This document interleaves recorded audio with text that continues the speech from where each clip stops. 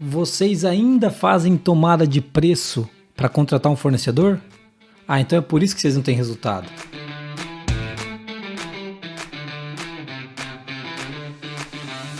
No vídeo de hoje, quarto princípio de Deming, e eu vou provar para vocês porque fazer tomada de preço para escolher um fornecedor é uma péssima ideia. E não é uma ideia minha, é uma ideia que o Deming ensinou lá atrás e que eu acredito muito. E o nome completo desse princípio é abandonar a prática de escolher fornecedor baseado apenas no preço. E o Deming falava disso com muita precisão. Tanto que esse é o princípio mais cumprido, se eu não me engano, dos 14. E é engraçado, porque você acha que vai ser melhoria, você acha que vai ser constante de propósito, e quando ele está falando de fornecedor. Porque isso é uma coisa tão enraizada que eu acho que eu entendi porque que ele gastou tanto tempo escrevendo sobre isso. E vamos falar de tomada de preço, né? Todo mundo faz tomada de preço, não é mesmo? E as pessoas acreditam que é bom você fazer um pregão ali, você pegar e juntar umas 4 propostas, escolher a mais barata e meter o louco, né? Não é. Vou usar uma frase do Stewart, que ele escreveu em 1931, que o Deming coloca no livro, que é mais ou menos assim, vou ler. Preços não significam nada sem uma medida exata da qualidade daquilo que é comprado. Tá escrito aqui. Preços não significam nada sem uma medida exata daquilo que é comprado. Exatamente, você vai comparar alhos com bugalhos. É mais ou menos o que você faz quando você pega 4 propostas e vai escolher uma. 3 para o diretor mandou. E uma coisa que ele traz que é muito interessante, que é o seguinte, quando você escolhe só baseado em preço, você está empurrando bons fornecedores para fora do mercado. E depois você reclama que você não tem alguém para te atender. Ou você não tem mais alguém para te atender. E é muito comum a gente culpar o departamento de compras. Falar assim, mas o compras, liga aqui, tem que fazer esse inferno, eu tenho que baixar o... Mas não dá para culpar o compras, porque o compras está seguindo a ordem da alta direção, dos homens. Os homens falam, sem 3 propostas a gente não vai aprovar nada. E daí chega as 3 propostas e às vezes eles mandam o compras baixar o preço da proposta mais barata, o que é pior. Então, não dá para culpar o compras. E é legal a gente olhar para ver que tem um desvio de viés absurdo na função do departamento de compras. A função do departamento de compras é uma função basicamente binária, escolher o mais barato ou baixar o preço do mais barato. Quando o ideal do departamento de compras fosse não trabalhar no custo inicial de um produto, serviço ou que está comprando, e sim no custo final. Pô, Jesus, qual que é a diferença? A diferença é que você vai precisar comprar alguma coisa e utilizar essa coisa. Quanto tempo essa coisa dura? Qual que é o suporte que vem com ela? Como que o cara te ajuda a entregar para o teu cliente aquilo que você está comprando dentro do teu processo, do teu produto? O departamento de compras deve ser mais inteligente. Ele deveria pegar o seguinte, isso que a gente está comprando vai reduzir quantas horas e vai comparar dessa maneira. Nós temos 3 propostas. A primeira é mais barata, a terceira é a mais cara, só que a terceira é que vai dar menos trabalho para a gente, ou seja, a gente vai economizar. Ou a terceira é que vai deixar o cliente mais feliz, ou seja, a gente vai vender mais. Mas não é isso que o compras faz. Infelizmente existe um desvio de viés aí. E esse deveria ser o papel do compras, mas não é.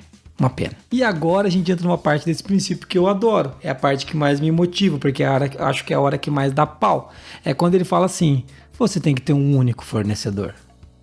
Daí agora daí cai o disjuntor, acabou a luz da firma, ninguém acredita nisso. Sim, você tem que ter um único fornecedor.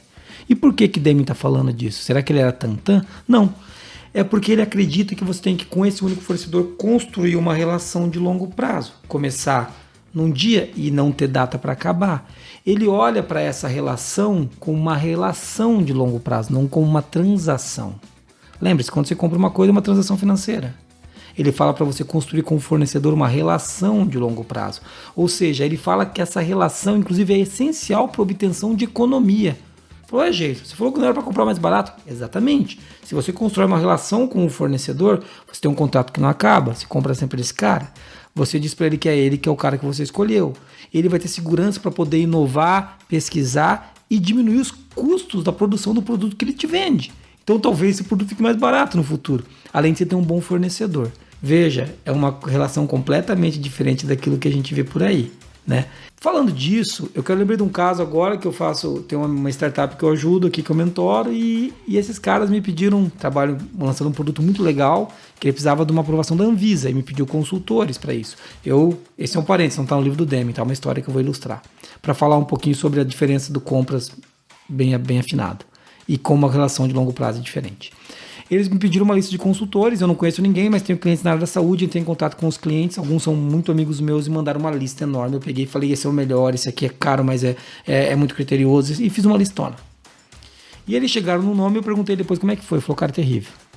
Por quê? Porque a gente contratou o cara que cobrou 20%, que não foi um daqueles que você indicou, foi uma indicação de um daqueles que indicou outro cara, que chegamos nesse.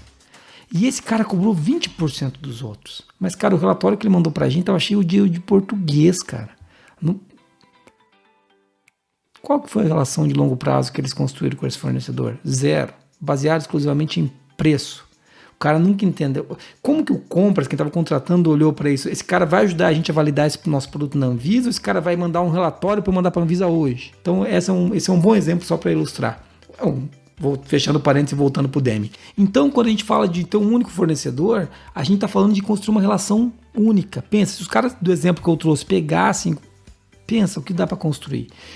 E eu quero finalizar com uma história, assim, para ir para o final, para você ainda não está muito convencido, eu vou pegar um caso que ele trata no livro que ele traz assim. Quando o cara tem 2 ou 3 fornecedores que ele vai comprando intercalado, né? Para não ficar no risco de ter um só. Ele fala assim, um caso de uma consultora que estava numa pessoa que ia atrasar o contrato com um grande cliente. Ele falou assim, vocês vão atrasar? Vamos, mas o que acontece quando vocês atrasam? Eles ficam muito bravos e ficam irritados com a gente. E por que você não avisa ele para se preparar? Porque vocês vão atrasar? Porque eles vão ficar muito bravos e irritados com a gente 2 vezes. Quando eu avisar e quando eu atrasar. Então eu prefiro só... Veja, não tem uma relação de confiança. E o Deming fala muito do Japão, quando ele fala da construção de relação de confiança. E tudo que veio do Japão com a história das montadoras, que acabou ficando meio deturpada no Ocidente, essa relação de confiança aí, mas depois a gente não vai entrar nesses méritos. Mas de construir uma história com o fornecedor.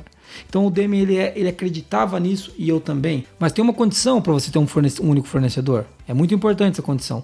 Que ele esteja amarrado, fechado com o 5º princípio, que é a melhoria contínua, que é um compromisso de melhorar continuamente os produtos ou serviços, que vai ser o próximo princípio que nós vamos discutir.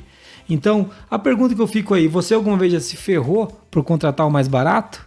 Aqui a gente não participa, quando tento chamar a gente da ForLogic de participar de uma tomada de preço, eu nem vou. Nem por ser mais barato ou mais caro, é porque é contra os meus princípios, que é um dos princípios de Deming. Eu quero uma relação de longo prazo, mas eu já fiz essa besteira de contratar o mais barato. E eu acho que eu já tomei algumas vezes na cabeça por conta disso. E você? O que você já fez? Coloca nos comentários se você já alguma vez, ou se o chefe aí da firma manda você fazer isso, ou como é que é o teu compras. Beleza? Esse foi o 4º princípio de Deming. E no 5º princípio a gente vai falar de melhorar constantemente e eternamente, que é o que ele escreveu aqui, sistemas de produção de bens e serviços. Beleza? A gente se vê. Valeu!